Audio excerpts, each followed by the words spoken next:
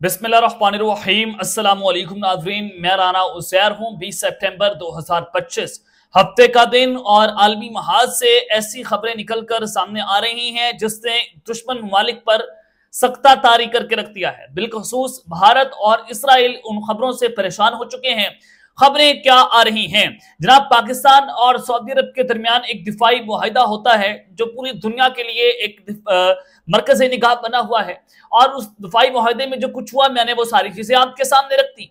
अब उस दफाई मुआहिदे के बाद मदीना इनका सबसे बड़ा और पहला निशाना था, और आज मदीना के हवाले से जो खबर आ रही है वो बड़ी अहम है और खुशखबरी है। अल्लाह ताला का शुक्र अदा करना चाहिए कि पाक फौज सऊदी अरब में उतर गई है और किस तरह से मदीना का तहफ़्फ़ुज़ किया गया, मदीना को बचाया गया। खबर कहां से निकलकर सामने आई और इसराइल का निशाना मदीना मुनव्वरा क्यों है? अल्लाह ताला उनके अज़ाइम को जो है वो निस्तो नाबूद करे, लेकिन ये निशाना क्यों बनाया गया? इसराइल पर क़यामत का वार किया गया है और पाकिस्तान की फौज के जो मिसाइल हैं उन्होंने तबाही फेर कर रख दी है, ख्वाब चकनाचूर होकर रह गए हैं। इस हवाले से मुकम्मल डिटेल्स आपके सामने रखनी है। और फिर दूसरी जानिब एक वीडियो जो है वो वायरल हो रही है जिसने इस वक्त सबको हैरान करके रख दिया है, वो वीडियो भी आपके सामने चलवानी है। लेकिन आगे बढ़ने से पहले आप सबसे हमारी दरख्वास्त के चैनल को लाजमी सब्सक्राइब करें, बेल आइकन को दबा दें, आने वाली तमाम तर अपडेट्स आपकी खिदमत में बर वक्त पेश होती रहें। नाज़रीन, सबसे पहले पाकिस्तान तहरीक इंसाफ के मिशन नूर के हवाले से बात कर लेते हैं कि मिशन नूर के हवाले से कहा गया कि ये कादियानियों के हवाले से बात हो रही है। ये कादियानियत है और कादियानियों ने ये 20 सितंबर को अपनी प्यारी नमाज अदा की थी रबुआ में, तो लिहाजा ये पाकिस्तान तहरीक इंसाफ ने कादियानियों के साथ मिलकर इस मिशन को शुरू किया। सोशल मीडिया के लोगों ने शुरू किया और फिर उसके बाद जब पाकिस्तान तहरीक इंसाफ के chairman PTI barrister Gohar Ali Mohammad Khan, उसके अलावा जनाब सिंध के जो लीडरशिप है आरिफ अलवी, उन्होंने भी इसके ऊपर हलीमा अब्दुल शेख साहब, सबने कहा कि ये फतवा जारी हो गया है कि जनाब कादियानियत है, ये कादियानी के नाम पर हो रहा है। यानी कि एक एक लीडर ने इमरान खान के ऊपर यह फतवा लगाया कि जनाब ये कादियानियों की जमात है। आज सोशल मीडिया पर सब कुछ खुलकर सामने आ गया। पीटीआई के अंदर ये दरार पैदा हो गई कि पाकिस्तान तहरीक इंसाफ जो है उसके अंदर ऐसा ऐसा गद्दार बैठा हुआ है जो जिसका अंदाजा आप नहीं लगा सकते, जो चाहता है कि इमरान खान जो है वो जेल के अंदर रहे।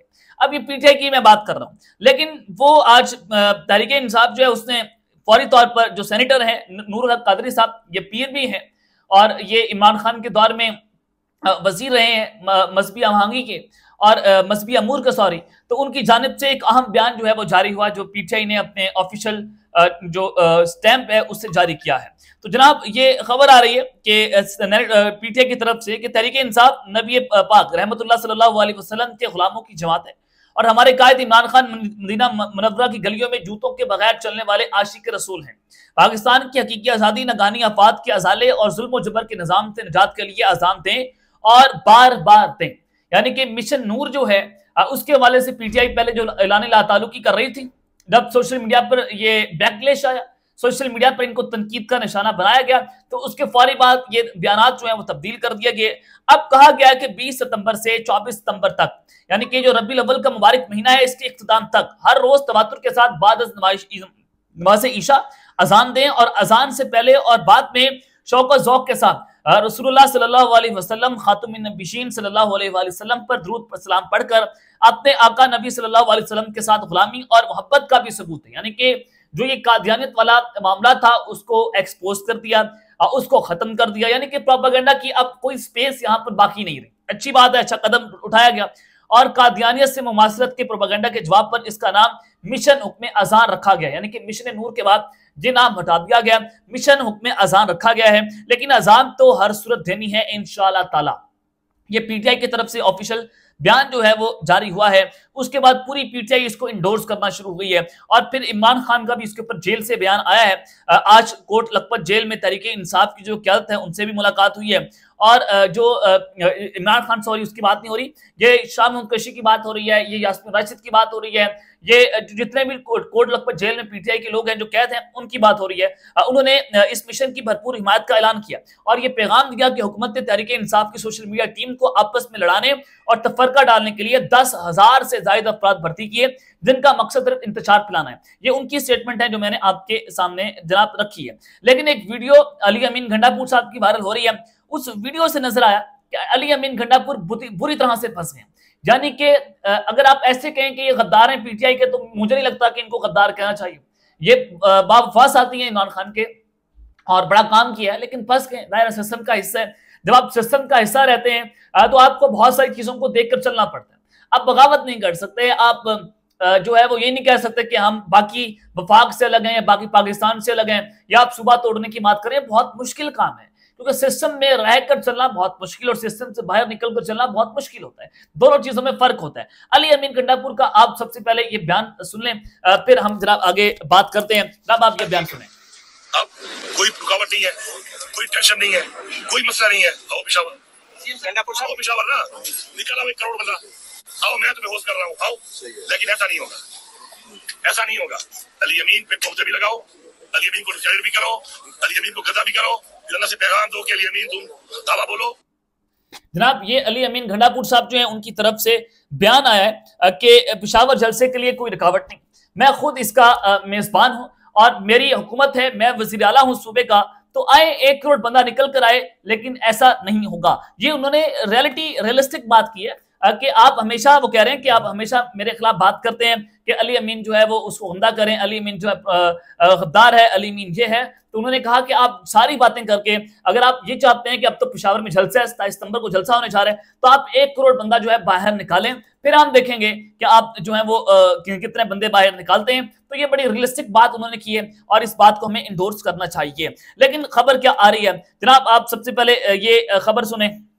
पाकिस्तान को लेकर मदीना मुनव्वरा जो है वो इनका एक बहुत बड़ा टारगेट थे। ग्रेटर इसराइल का मंसूबा भी यही था।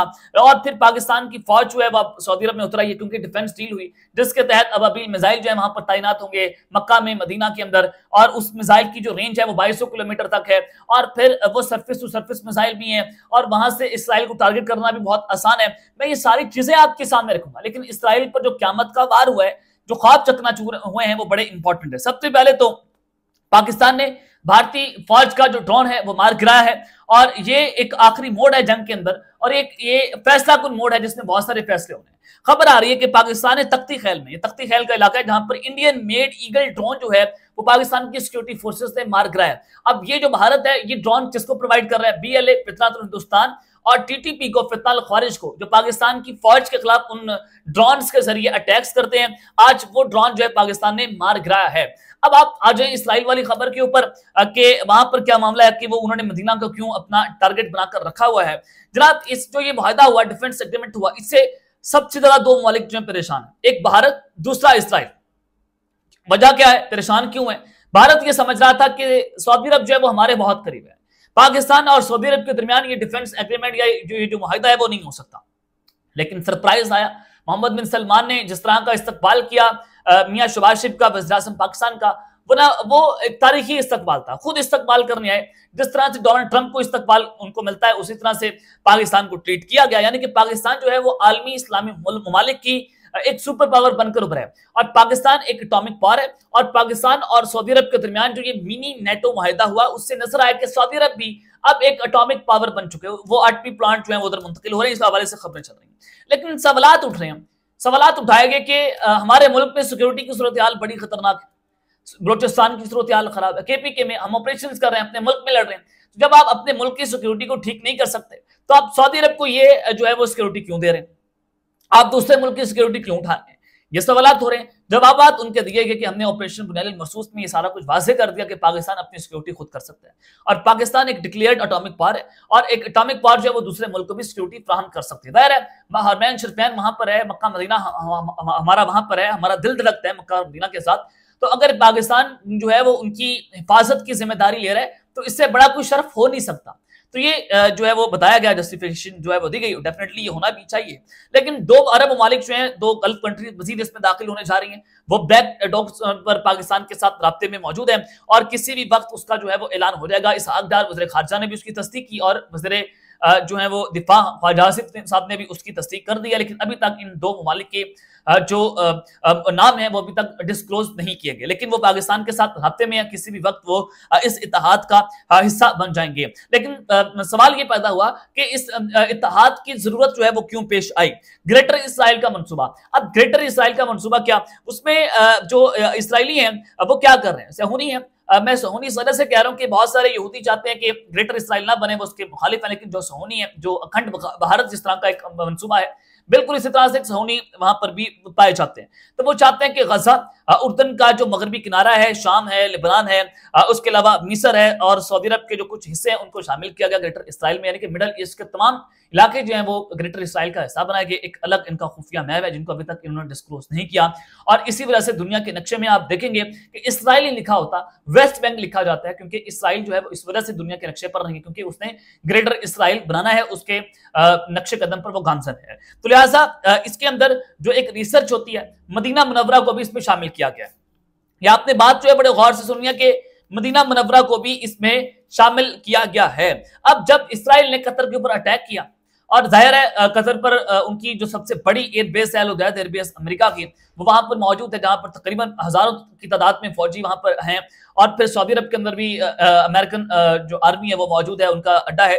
तो जब ये सऊदी अरब के अंदर भी फौजी अड्डे मौजूद हैं, और फिर हर जगह पर फौजी अड्डे हैं, और अमेरिका की फौज वहां पर, और इसराइल ने वहां पर अटैक कर दिया, तो ये अरबों के अंदर ये जो है वो परेशानी की लहर दौड़ी कि अदम तहफ्फुज है, ये तो आप किसी भी वक्त हमारे ऊपर अटैक कर सकते हैं। और सऊदी अरब को खतरा यह है कि सिर्फ इसराइल उन पर अटैक कर सकता है, या यमन के हौसी बागी उन पर अटैक कर सकते हैं। दो ही मामला जो है वो चल रहे हैं। तो ये वार्निंग जो है वो दी गई इसराइल की तरफ से। तो फिर टेबल टर्न हुए, मोहम्मद बिन सलमान और दीगर लोगों ने बैठकर ये सोचा कि जनाब ऐसा तो नहीं चलेगा कि ये कल को हमारे ऊपर हमला कर देंगे, और फिर उसके बाद ये तय हुआ कि पाकिस्तान जो है वो वहां पर अपनी हिफाजत करेगा। अब मदीना वाली मैंने आपको खबर दी है, अब यहां से इस सारी सिचुएशन के अंदर अब अभी मिसाइल हमारे तैनात हो गए हैं, पाक फौज मुकम्मल तौर पर हाई अलर्ट है, वहां पर वो उतर चुकी है, और उसके अलावा पाकिस्तान की एयरफोर्स जो है वो भी सऊदी अरब के जहाज, उनकी फोर्सेस के जहाज जो है उड़ाती है, और बहुत अरसे से, ये 1960s अगर में आप जाएं तो तब से पाकिस्तान और सऊदी अरब का जो है वो ये माहिदा मौजूद है। तो पाकिस्तान जो है वो हर तरह से उनके ख्वाब चकनाचूर कर रहे हैं, और अब ये माहिदा होने के बाद इसराइल भी पाकिस्तान के निशाने पर आ चुके हैं। यानी कि खुदा ना खास्ता कल को जंग हो, हम तो जंगों के हामी नहीं है, हम तो चाहते हैं कि मुल्क पूरी दुनिया के अंदर पीस हो, अमन हो, और अमन के साथ साथ मामला को आगे बढ़ाया जा सके, और पाकिस्तान ने हमेशा इसी का मैसेज जो है पहुंचाया। लेकिन अगर ऐसा होता है तो फिर ये सारा कुछ होगा। और फिर दूसरी जानिब भारत की तरफ से बाबा बनारस नामी एक सोशल मीडिया पर ट्विटर अकाउंट है, वहां पर जो प्रोपेगेंडा हो रहा है कि इस तूफानी मुआहदे के बाद यमन के हौसी बागियों जो है उन्होंने धमकी दिया है पाकिस्तान पर धमाका करने की, हमला करने की, हम ये कर देंगे, हम वो कर देंगे। तो इस सारी सिचुएशन के अंदर वो जो अकाउंट है वो फेक अकाउंट है, और पाकिस्तान ने इसको वाज़ेह तौर पर जो है इसको एक्सपोज कर दिया है कि इस तरह की कोई जो है वो धमकी यमन की तरफ से जो है वो नहीं दी गई है। तो ये खबरें हैं कि एक नए दौर का आगाज हुआ है, और अरबों ने अमेरिका के साथ सिक्योरिटी देने पर पाकिस्तान को जो है वो तरजीह दिया कि पाकिस्तान हमारी सिक्योरिटी संभाले। अब तक के लिए इतना ही, अपना ख्याल रखिएगा, और इस लंगा अपने लाजमी हर ख्याल के बाद पाकिस्तान जिंदाबाद।